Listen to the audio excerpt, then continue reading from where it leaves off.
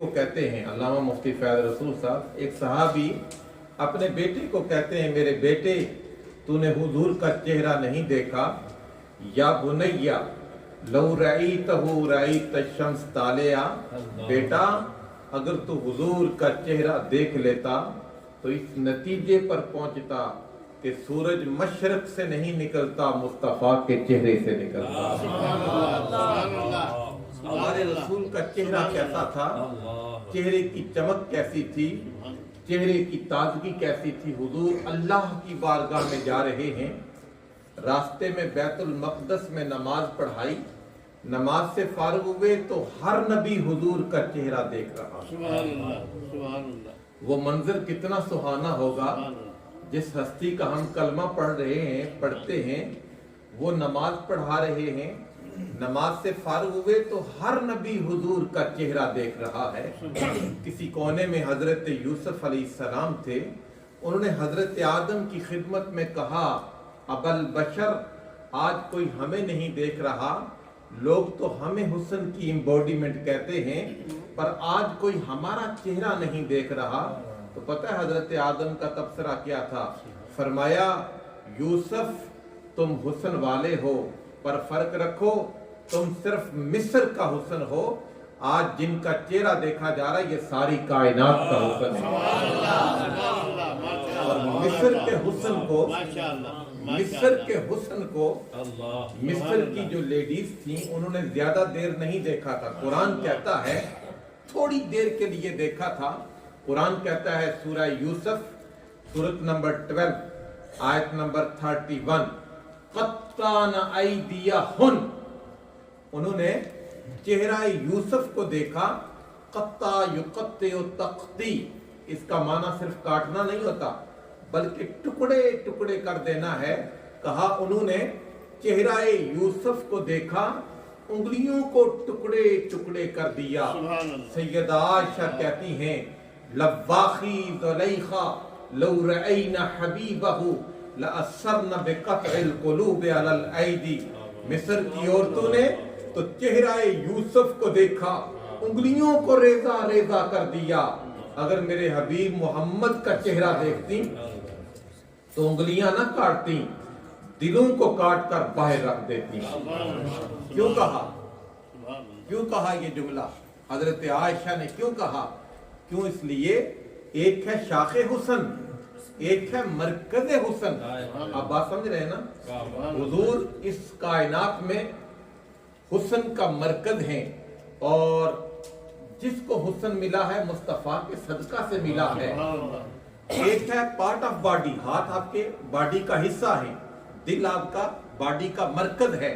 سیدہ عائشہ کہتی ہیں جنہوں نے شاخ حسن کو دیکھا انہوں نے شاخ بدن کو کاٹا، اگر وہ مرکز حسن کو دیکھتی تو شاخ بدن کو نہ کاٹتی، مرکز بدن کو کاٹ کر باہر رکھتے تھی۔ نعرہ تکبیر، نعرہ رسالت۔ ہمارے رسول کا حسن کیسا تھا؟ کھڑی کے تاجدار نے انتہا کر دی میاں صاحب نے۔ آپ فرماتے ہیں، اور میں دعوے سے کہتا ہوں، یہ بات دعوے سے، میں ریسرچر ہوں اور جذباتی بات نہیں کرتا، تحقیق کی بنیاد پر بات کرتا ہوں۔ میں نے کتاب لکھی ہے نعت کیا ہے اور نعت خواں کون۔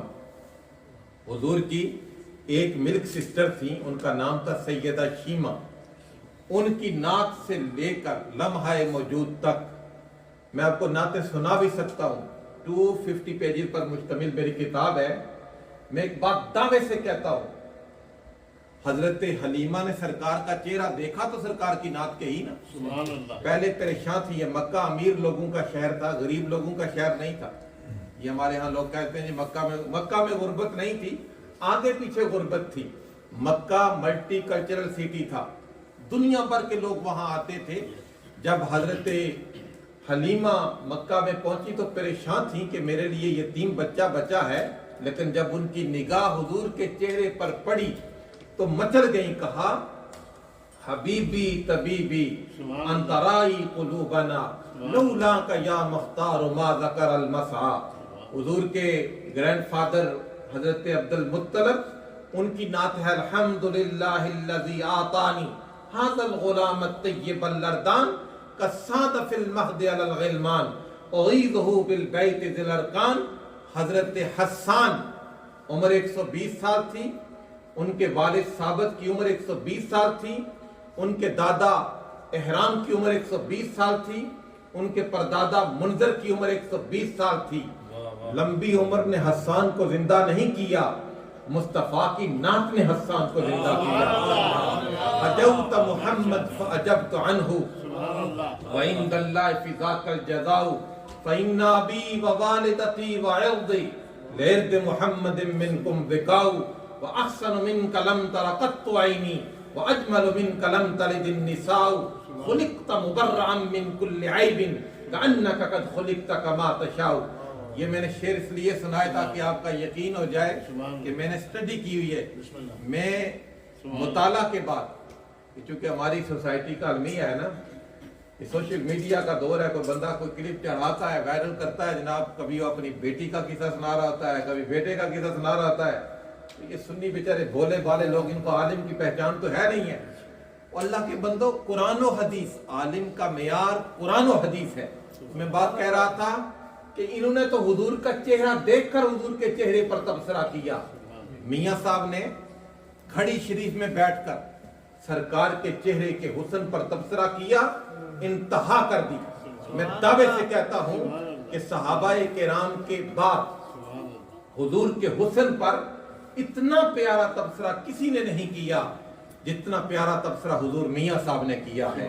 فرماتے لکھ یوسف اس وال نہ جہا بھوگ جوان اجہا دن دن روپ زیادہ چڑسی کدی نہ تھی سی بےہا. فرماتے لاکھ یوسف مل جائیں محمد عربی کے تو ایک بال کا مقابلہ نہیں کیا.